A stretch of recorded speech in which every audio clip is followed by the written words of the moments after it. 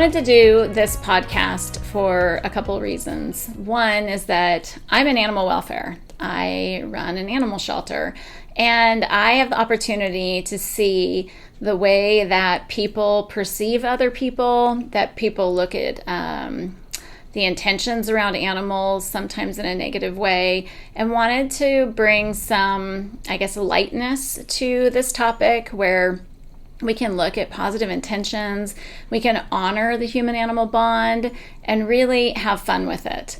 And who am I? I'm Mandy Evans. I am the executive director at the Panhandle Animal Shelter and the creator of the Home to Home network. I have been an executive at the shelter for 9 years, but I have been a lifelong animal lover. When I was a child, just kidding, I'm not going to do that. I do have a story, though, that I think is kind of fun, and it tells you where I'm coming from and why the work that I do is so important to me. In my 20s, I was, working corporate, really wanted to make a name for myself. I wanted the big house, all of those fancy things. And I had a cat named Caviar, and Caviar got cancer and died really quickly. And I'd always wanted a pug. So I did the thing that everybody's going to be like, oh, shame on you, that I bought a pug from a breeder. And she was an absolute doll. Her name was Molly. And 3 weeks after I got her, Molly became paralyzed due to a malformed spine. So this means that she no longer had any use of the back half of her body. When I took her to the doctors, everyone kept saying I should euthanize her, but I kept seeing this beautiful being that was full of life and love and just wanted to live. And I didn't want to end that life off of the idea that it was going to be too much work for me.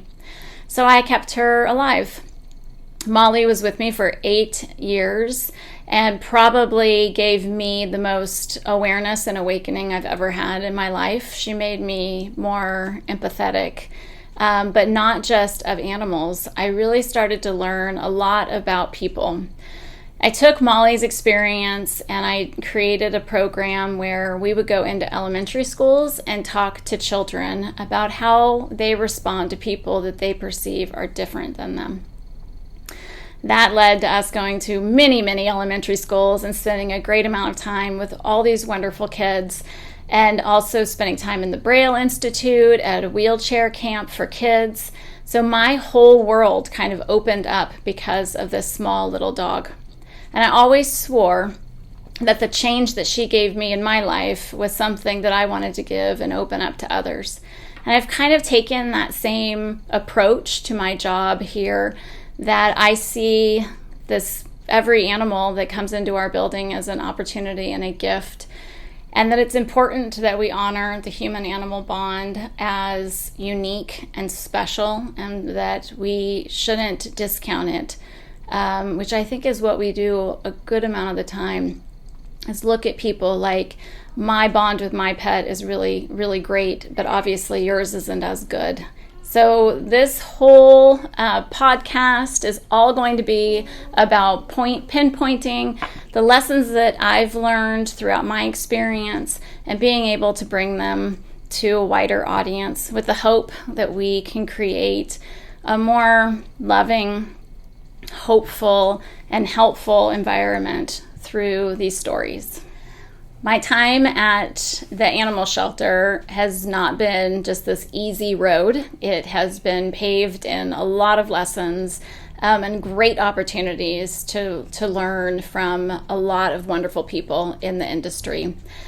And because of those lessons and really paying attention and trying to be open and understanding that no one is perfect, we have changed a lot of the way that we do things here at the shelter. That's the shift that we made. We'll say the cultural shift in our organization has had a huge impact on our community and the community animals. We went from helping about 1,200 animals a year to helping over 5,000.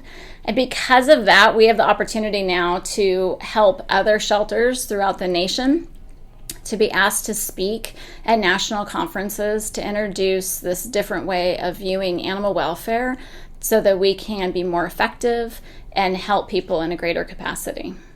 There is one more interesting fact about me, and it's not just about me. I have an identical twin sister who also runs an animal shelter. Now, my animal shelter is bigger, just saying. No, well, it is, but yeah. No, so Melanie and I have the wonderful opportunity to talk on a regular basis, and I love it because she's in California and I'm in Idaho, and it provides us with an excuse, a reason to talk all the time, whether it's about how we're doing things or just complaining about our board. Just kidding.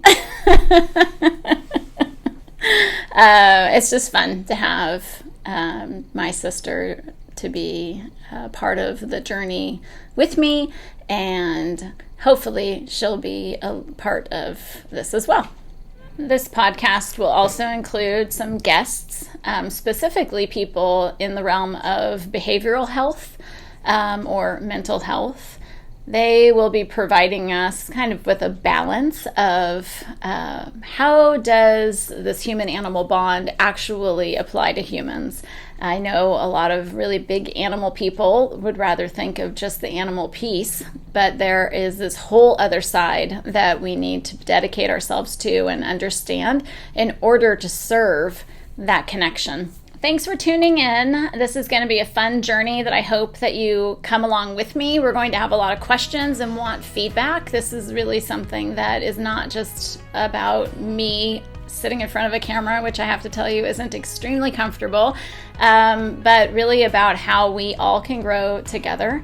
So thank you for participating, and I look forward to releasing a few more episodes in the coming weeks.